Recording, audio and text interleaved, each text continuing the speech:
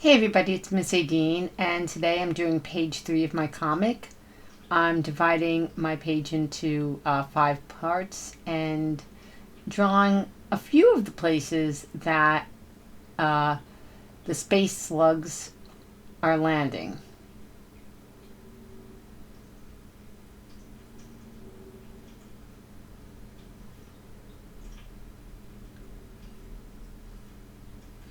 So that box, I know I started it one way and then completely changed my mind.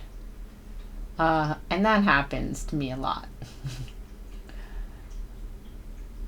So, I have one image that I drew, and then I realized it was too different from the other pictures on the page. Because in the first one, I have a leaf. I'm going to show that it lands on a leaf. And here I have a koala that sort of has like T-Rex arms, but I think the arms are pretty short, and he's got a little baby in its pouch.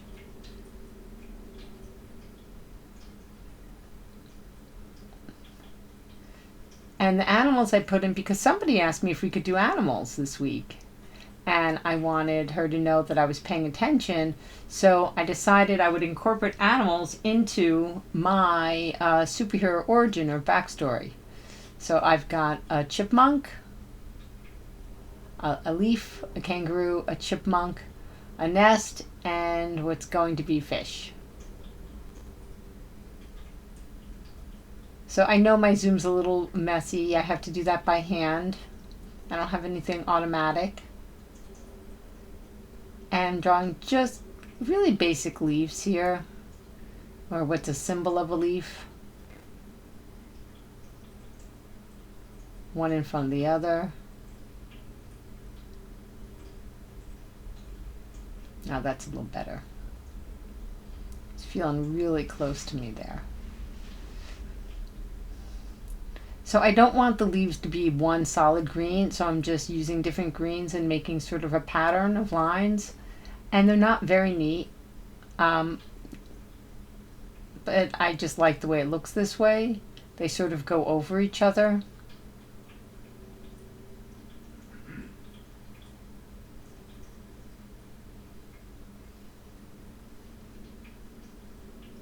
Putting some in the stem, and then going to the leaf that's half hidden behind it.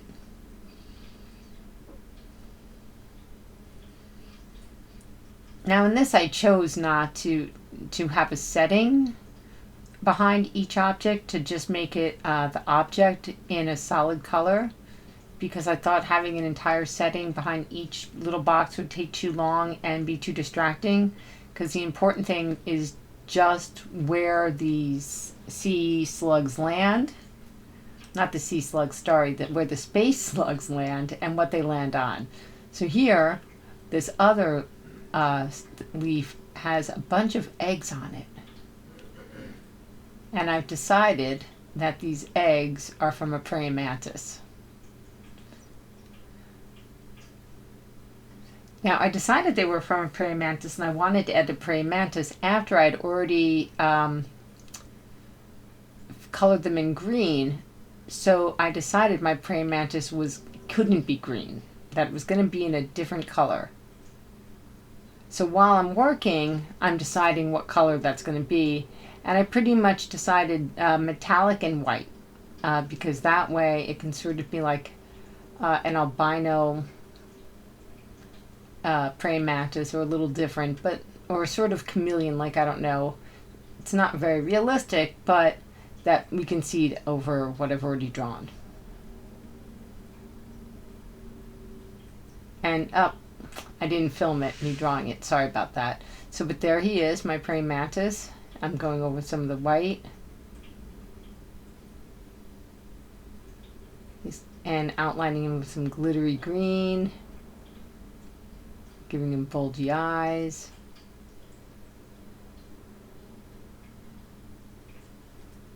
He's a very cute praying mantis. Actually, it would be she's a very cute praying mantis, because those are her eggs. And I don't think the men do well after they mate.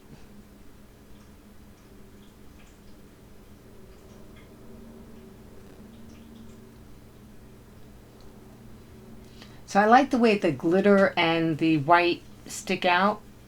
And it does hide a little bit in the leaf, and that's okay because in nature it would be a little bit more hidden in the leaf because you wouldn't see it as well. So it's okay that it blends in. And I'm outlining my eggs in that same color.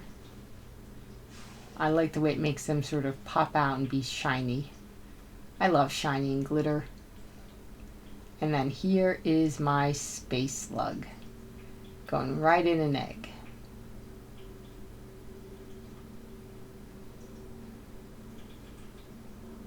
So here I made a kangaroo with a baby in its pouch. And I'm just, loosely coloring it in with a light beigey tan marker and adding some other colors on top. I don't want it to be all exactly the same color.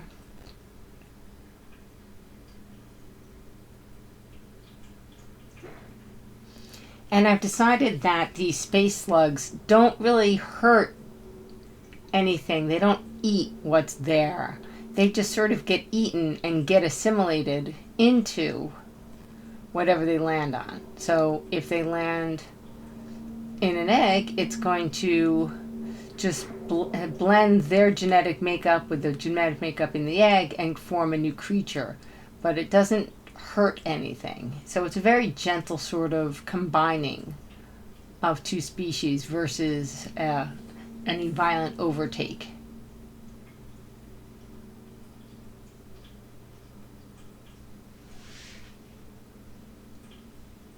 So I kind of like the way my kangaroos coming out. I'm sure if I lived in Australia and I saw more kangaroos than I've seen in my life, that it would be a little bit better. But I'm working from memory. I'm working with the idea of what a kangaroo looks like. How's that? I think I have the face a little wrong. But I'm not so unhappy with that. And a little bit darker.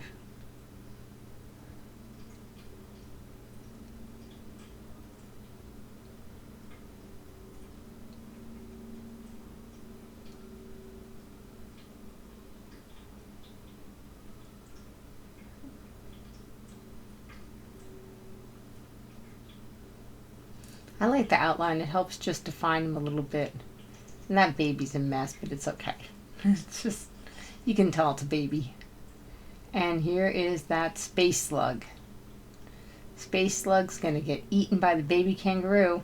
Now the baby kangaroo is going to be part space slug. And for this one, I'm using red. I want each box to have a separate color behind them. And pretty much like a single bright color. I don't want the background to distract from the image.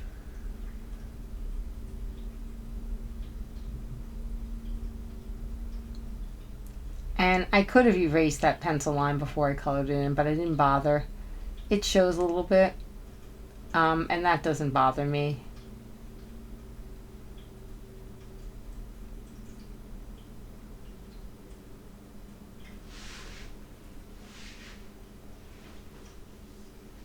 I think it's a pretty decent looking kangaroo. I like the baby and the sea slugs.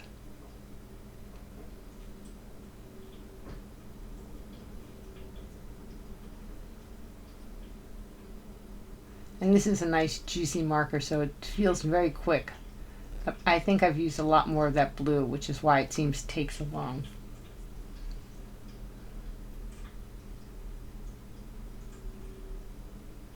It's funny to see what colors you use up faster than others. So, and here's my chipmunk. My chipmunk is eating a peanut.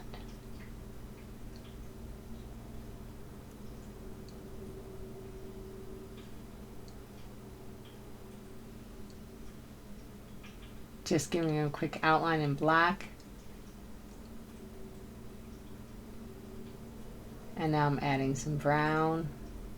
And chipmunks are all different sort of browns and black and white and beige. So I'm trying to mimic what a real chipmunk would look like. At least with the patterns.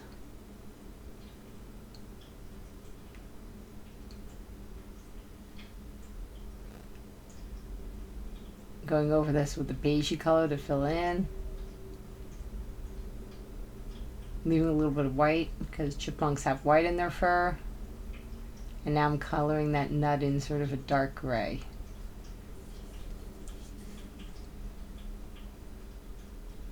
And there again is my space slug. So I put that on because I'm using a gel pen that sometimes will be wet and will smear if you try to put something else on top of it directly. So I'm going to do the background in this really light turquoise before I go back to add any other color to my sea slug. I keep saying sea slug, it's my space slug. It's an outer space slug.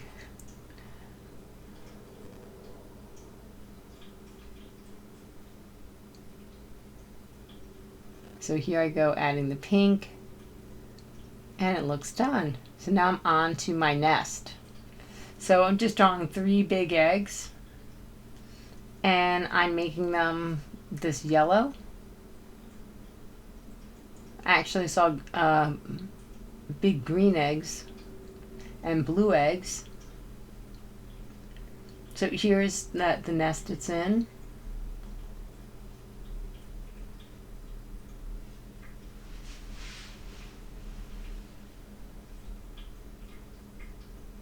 It's a very messy bird's nest.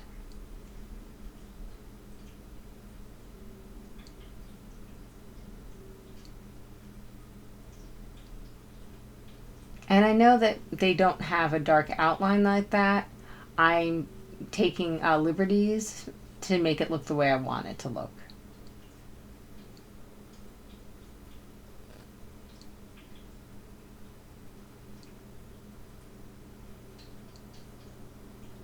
So you can see that I'm making them closer together where they're closer to the eggs towards the center of the nest and letting them spread out as they get further away.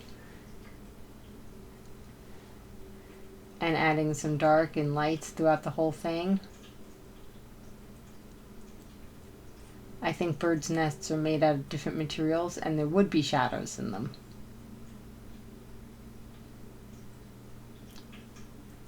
For some reason I feel like drawing a bird's nest with the eggs in it is just fun, because it's really easy to make it look like exactly what it's supposed to look like, and you get to sort of make some nice marks.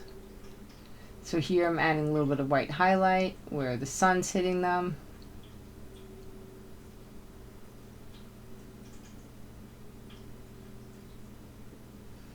And this is just a Uniball white ballpoint pen.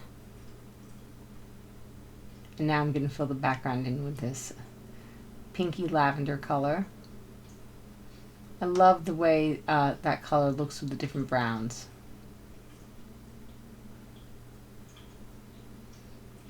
I also don't want any 2 backgrounds to be the same color for this. I want each background on this page to be different. So what pulls them together is they each have one image showing how a space slug is going to mix its genetic material with something from our planet to form a new powered being. And then it has a solid background. So here I'm putting more white over it just so it blends with the background better. And I really like the way that looks. And now I'm going to put in my sea slug. I'm putting it right over one of those highlights because it'll make it easier to see. And this is a big space slug. Maybe it's an outer space sea slug because I keep saying sea slug. So here's my electric eraser, my handy dandy electric eraser. And I'm erasing most of what I had here because it didn't fit with the scheme of my page, which was one object or one living creature of some form and a solid background with the sea slug, the space slug. So here I'm making a fish, and Orange came to watch.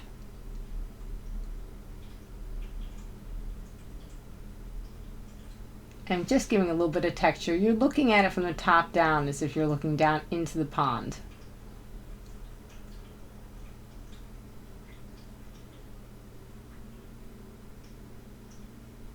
Yeah, Orange was sitting on my cap. I had to find it underneath him without disturbing him too much. So here I'm adding some dark pattern lines.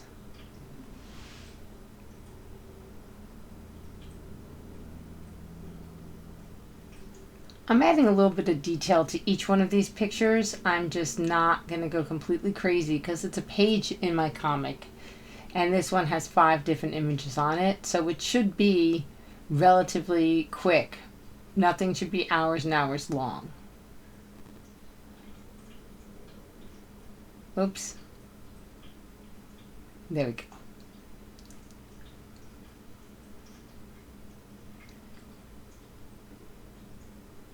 So I've decided the background to this is going to be this really dark blue. It's like a violet blue. And the markers I'm using are all different brands. This is that Big Intensive that are just really brightly permanent color markers.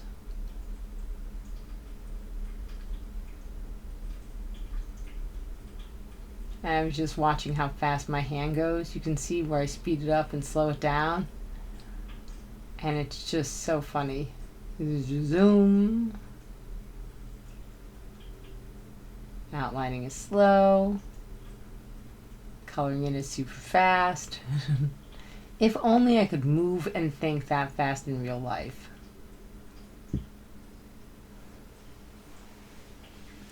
Again, carefully outlining and then filling in big chunks of my background.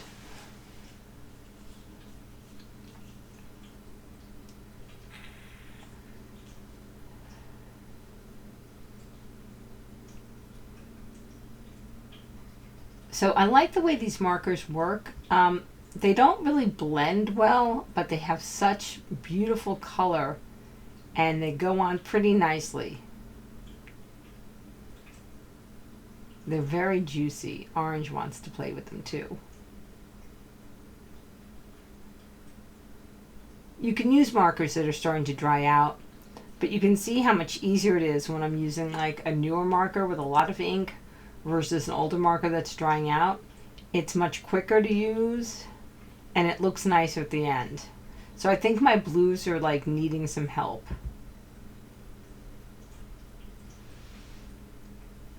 When you do this much coloring, you burn through markers.